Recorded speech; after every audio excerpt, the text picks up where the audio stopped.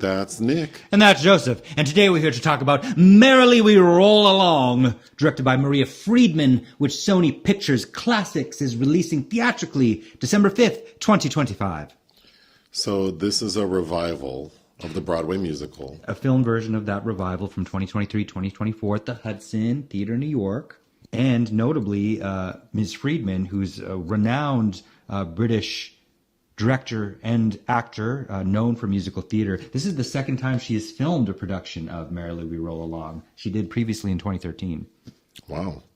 What is the musical about? Spanning 3 decades, the turbulent relationship between a composer and his 2 lifelong friends, a writer and a lyricist and playwright. What is your pull quote? So the running time of this is 2.5 hours, so my pull quote will reflect that length. Okay.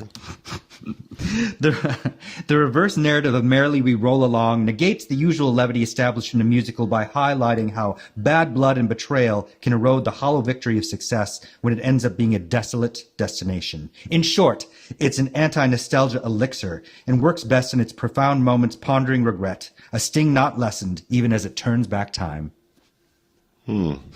Mine. The music does the heavy lifting, breathing energy into a reverse chronicle of friendship, ambition, and regret. Well, you know, music does make the people come together. I was not familiar with Merrily We Roll Along. Mm-hmm. I really enjoyed it. Yes, it has it's a play and a musical that have kind of a strange history because the play was originally written in the 30s. Sondheim added his musical attributes to it and opened on Broadway in 1981 and was a huge flop. So this is the first time that it's come back to Broadway and was a runaway success. It had won several Tony Awards. 4 of them, including for Jonathan Groff and Daniel Radcliffe. It's such a treat to be able to see a filmed version of the stage production. Yeah, and there are a lot more than you would think. There's tons of film versions of stage productions that are noteworthy, and it's a different experience to be sure. But I find that you become just as immersed as if you were in the theater. Oh, for sure. I was reading why people thought the 80s version was such a flop, and it's attributed to 2 things. One is the reverse narrative. So the story starts with the end, which we'll get to, and then we rewind 20 years. The other thing it's attributed to is the actors portraying these characters, because when we meet them at the end of their story, they should be middle-aged. But of course, you had young Broadway actors in their early 20s playing these roles. So I would say that for this filmed version I saw, I would think that those 2 things still affect the experience. Sure. And Richard Linklater is apparently since 2019 has been in production on a film version of this, but is taking 30 years to make, much like he did with Boyhood, with Paul Mescal. I'm forgetting who else is cast in it right now. Beanie Feldstein. You know, so hopefully Mr. Linklater is still alive at the end of the endeavor, as well as the principal cast members. And I don't know that I will be in 30 years from now to see it, but I feel like that, I'm very curious to see what that looks like. So let's tell the story. It's pretty simple. Jonathan Groff plays a character named Frank, and he's a successful producer, writer, filmmaker. So it's 1976. We meet Frank at a fancy Hollywood party, and it's clear that he has sold his soul for success. But there is someone in attendance named Mary. Mary Flynn, played by Lindsay Mendez, who has clearly known him for some time, and she seems disgusted at who he's turned into. So immediately we get a glimpse at what's going on. We also see that he is having an affair with a young ingenue he's cast in a production, but he's also married. To Gussie Carnegie, played by Crystal Joy Brown. So there's drama immediately. We hear Frank, Jonathan Groff's character, say he hates his life. We also hear someone mention the name Charlie, and immediately it's like, ooh, you're not supposed to say Charlie. Hits a nerve. So we flash back a bit and meet Charlie, and he's played by Daniel Radcliffe. I think my favorite moment in the musical is Charlie and Frank are doing an interview on a morning talk show, like Today NYC. And Charlie basically, in a musical number, airs out his friendship. Yeah. And all of his frustration. Because he's learned something. Again, Frank has repeatedly done this to him, as we find, has doing all these wheeling and dealings in the background because they were a creative pair. And I think he's found out at that point he's signed a 3 motion picture deal. And so he's livid. Right. And we learned that meltdown is the reason Frank no longer communicates with Charlie. Yes, he cuts him out. We also see that Mary is an alcoholic. But she didn't start out that way.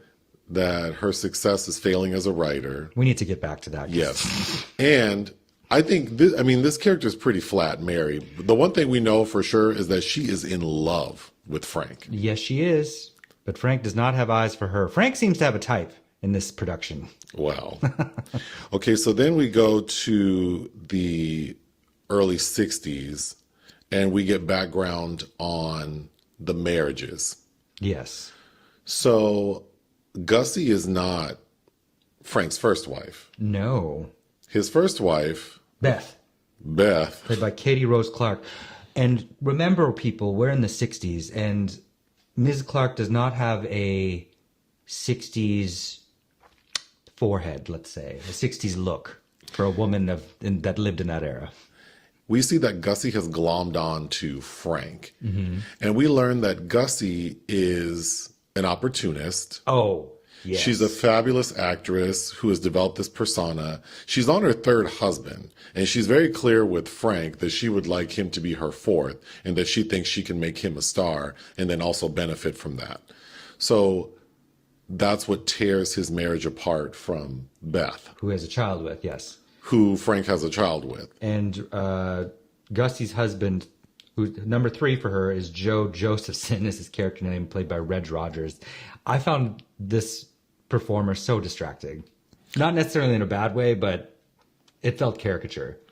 We also get a glimpse of Charlie's frustrations in that while they are creative partners, Frank is more concerned with the business. And we need to get back to this because I don't know that I blame Frank for Charlie's frustrations. I agree. I think Charlie's part of the problem in this relationship. And I completely agree with Franklin's reaction to Charlie busting his balls in a live television interview. It's like this was a private conversation. This was inappropriate. Also, most stories like this that we hear, one partner cuts out the other. Right. And becomes a huge success while the other is flailing. But in this instance, Frank has brought Charlie along. They're successful together. Yes, but it almost seems like as soon as something becomes inconvenient, whether it's a wife or his best friend, to Franklin, he kind of cuts them out. And maybe this was just the excuse he was looking for. Yeah. We then rewind to Charlie and Frank's first production, which is called Musical Husbands. And I was dying to know what that was about. That's about closet cases. Apparently, we get a line that later that was made into a film starring Sinatra. I can't imagine Sinatra starring in a film called Musical Husbands, but okay. And then the beginning, it's all the way back to 1957. We're on a rooftop and we see Charlie and Frank realizing that they have complementary talents. Because Frank has his musicality and Charlie has his lyricism, and they realize they can make beautiful music together. They actually start singing. And that's when Mary, who's just a lady who lives in the building, hears them, comes upstairs, and is immediately enamored with Frank. Well, and he says one of those things that tends to maybe hook the needy. Yeah, for sure. So overwhelmingly, I thought this is such a depressing story because as the audience, we already know how everyone's dreams fall apart. And there's plenty of songs about dreams, chasing them. Well, if you aren't kind of digging deeper, it seems like the surface level message is that success is isolating and empty and hollow. But really, if you look at Gussie and Franklin's characterizations, but really it's because the success they're chasing is for all the wrong reasons. Yeah, I will say, in my pull quote, the focus to me is the music. I really like the songs. But I think the characterizations and the story as a whole feels a little thin. I don't feel like I understand any of these characters. Frank the most, and that I think I want to start there because the casting is interesting. Having now seen the musical, my impression of Frank is he's somewhat of a cad. He's a narcissist. Self-serving. And I don't know that Jonathan Groff is giving that. I really like Jonathan Groff. I think he does a fine job in this. And I know he won a Tony Award. He sure did. So I certainly don't want to take that away from him. But he gives this look often of like concern that reads like a puppy dog. Yes, that towards the beginning, it feels like he's giving those looks, like in the first sequence, it's kind of like self-disgust almost. But then I think there's some regression there, which I guess is progression, with what he's doing. And then, I know people don't like this, but he does come across as very gay in this role. And I don't know that always felt like what this guy would be. Well, it's musical theater, I know. But even in this production, I'm like, God, this is dripping with homosexuality, which I do not mind one bit. But yeah, I can agree with that. I think Daniel Radcliffe as Charlie is cool. Oh, he seems so sad. Every moment. He does seem very sad. He looks sad. He looks like a beaten dog. He's just unkempt. And I think his characterization feels one-dimensional as well. He's just all about his artistic integrity. His character has a wife and kid who we never see at the very end of the musical, which is the beginning of their story. We do get a sense of who he might have married, but we never see her. And all we know is that he just doesn't want to sell out. Which is commendable, but Is it? It feels stupid, kind of, because he has a family to take care of. We never get an understanding of what Charlie thinks is not handled well with these productions. Like, did they ruin his words? Did they twist his songs? Like, we don't know. Well, he receives the contract as a gift in one sequence for the option rights for Musical Husbands to make it into a film. He's like, absolutely not. It doesn't matter how much money. And that's where it's like, okay, you are being stupid. You need to build your power so where you can keep your artistic integrity intact. I agree. But first, he needed to explain, why don't you want it to be a film? Well, he looks down on the cinema. He needed to explain, like, give examples, like, look at what they did to blah, blah, blah. I don't want my musical to be like that. But he just immediately says no. With no background. That's all fine and well, but it's like you need that first hit. Like, for whatever reason, Altman's come. If Altman hadn't done MASH, he never would have had the career he did, trying all the weird shit he did, which I love, absolutely love. But it's like if you can get that smash hit, you can have some longevity doing what you really want to do. And then Mary, I didn't quite understand her character. She just seems like a barnacle. Because she is. But I don't know she doesn't seem to add any benefit or distract from these two friends and their careers. Like, clearly they flourished while having her. I mean, every scene Mary is in, for the most part, she's just kind of in the corner, side-eyeing, drinking. Bitter. She's a critic. She wrote a book, and that's looked down upon. That is looked down upon by them, within the milieu that Franklin is gravitating towards. But all that happens to her, she becomes an alcoholic out of her pining away for Franklin. In isolation, I'm sad for her character because she sort of threw away, 20 years of her life chasing around this man. But it doesn't read that way. It just seems like she's always there. Mm-hmm. Like, we don't know anything about, like, has she ever been in a relationship? Or mm-hmm. And because of that, they kind of take advantage of her a bit. Well, but how so? Like, what do they get from her? Well, they allow her. She's the one that kind of brokers that interview on television. She's also trying to assist them and help further their careers. Sure, like initially, but once they become a success, the fact that she's around helping they're helping her more than she's helping them, because they could afford to hire people to do that for them.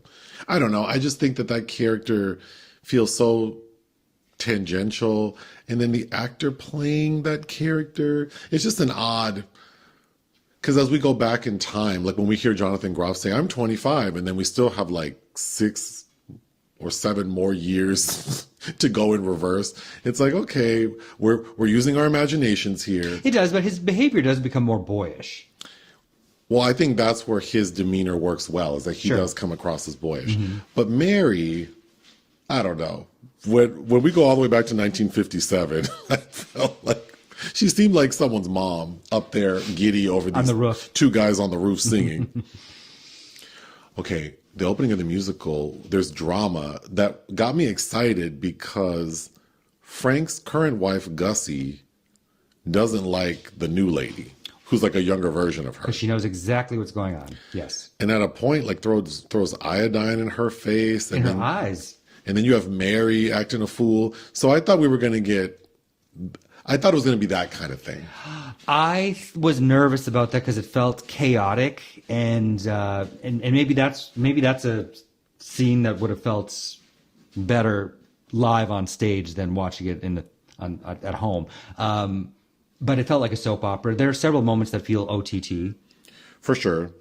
Okay, the actor playing Joe Josephson, I'm not sure.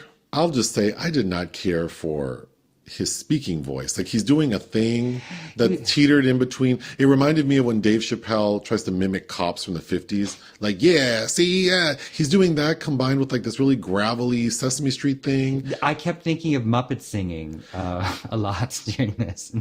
Combined with like, did you not get a hint of like a Southern accent at times? Well, I thought he was trying to sound like a Jewish New Yorker is what he was going for. I found it a bit distracting. I did as well, and of course has no chemistry with Gussie, but he's not necessarily supposed to. I also found, because you're hearing the actual live audience laugh during this, and that's also relating to my pull quote. I liked the moments of this. I like the sadness of it. Anytime that the audience is laughing, I'm like, what exactly are they laughing at? Because I'm not getting it. I could see why the laugh was enhanced in certain moments because they are a little more comical. I agree, though. I think the more somber moments or more sobering moments work better. It's too cutesy. Oh, speaking of Linklater, I thought several times of, you haven't seen it, but it's one of the years, this is going to be in my top 10, Blue Moon, with Ethan Hawke and Andrew Scott. And Ethan Hawke is playing Lorenz Hart, and it's kind of his last time with his old creative partner, Richard Rogers, played by Andrew Scott, because, Hart and Rogers became Rogers and Hammerstein, because he dropped Lorenz Hart, who dies drunk in an alley and was a homosexual.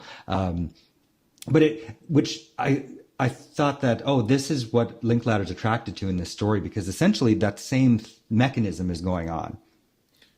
Frank's first wife, Beth, you had pointed it out, but she's kind of giving Maria Bamford. She is, and she is the most guilty of doing this broad physical comedy. I thought it was a little too much. I agree. She was playing in the back of the room with that. Another really good scene is Frank and Charlie are invited to Gussie and Joe's penthouse to sort of mingle. And then we get this concept of the blob, which is this amalgamation of all the influential people in New York City who could make or break a theater hopeful. Yep. And I thought that was really cool. I think Charlie and Frank being forced to sing their song and everyone reacts so beautifully. And then they're told to do it again, like little performing monkeys. And then everyone is sort of like talking over them and ignoring them. I thought all of that was very well done. That was my favorite scene because that felt the most realistic when, they're kind of pouring their art out, their hearts and their art out to these people who walk right over them. Well, they just think they're a novelty. And I think that's where I was like, what's that? It reminded me of Holden Caulfield calling everybody a phony. These are all phonies. And why isn't somebody shaking Gussie and being like, girl, you need to go to LA? Because it seems like that's where you would fit in real well. I did like the actor playing Gussie. I did too. And initially I didn't care for her because she was OTT, but then we realized that she even says, her character says that one day I created a persona and I just never dropped it. So she's probably the one character that I softened to the most as we went in Rewind. Well, except for she gets that solo number in that silver outfit where she looks fantastic. But I'm like, what did I say? I'm like, I'm kind of bored by this because in the reverse chronology, I'm like, you're kind of raggedy and this isn't doing anything for me. Maybe if you would come out with, if that was the first vision I'd had of you, I'd have been like, oh, who's this? But by then I'm just like, get to the next scene. Well, I think that's the problem with a narrative like this is because we know how it ends. We also know that as we go in reverse, we're going to see the glimmers of hope that all these characters have. And all the more depressing because we know how crushed they've all So I become. think the predictability of that did make the final third drag a little bit. I also thought the actor playing Gussie would have made a great Glinda, the Good Witch. Crystal Joy Brown. Yeah, she's fake like that. I forget what I think it's at that same party, or it might be for a rap party for something else, but it's in the 60s, and Mary doesn't have anything to wear to this party, so she goes to the costume department. And she shows up at the end of the scene dressed like a brothel madam. And I just thought, this poor character, it's like they don't know what to do with her, except have her kind of always be there and awkward. Like a sore thumb, yeah. Another really good scene is we rewind back to 1960. The other thing is that we see the early beginnings of Frank and Charlie and their nightclub act. And I assumed that Mary was going to be a part of it, because I kept waiting for, Where'd Mary come from? where the hell did Mary come from? But when we see their original nightclub act, it was Beth who was the third. Doing a cute song about the Kennedys. Yeah, they had this Kennedy family tree number that I actually thought was kind of brilliant. Yeah, it was good. Like if I saw that at a nightclub, I would be very impressed. So that was another really good moment. But again, I still don't understand how Mary fits in. Once again, I really enjoyed the score. I could see myself listening to a recording of this cast. Okay, yeah. Those were all fine and dandy. I don't know that I would put them on my playlist, but they helped sail us through the 2.5 hours that this was.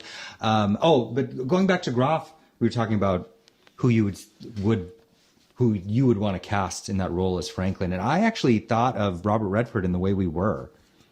Yeah. Who essentially kind of does something similar to Barbra Streisand in that, and he's a Aspiring screenwriter who makes it big in Hollywood. Yes, he does, until he's crushed under the wheels of McCarthyism. Yeah, but I did find it enjoyable. What would you give Merrily We Roll Along? 3. I think it's very good. I would give it 3.5 out of 5. Join us on Patreon and listen to our podcast. Bye.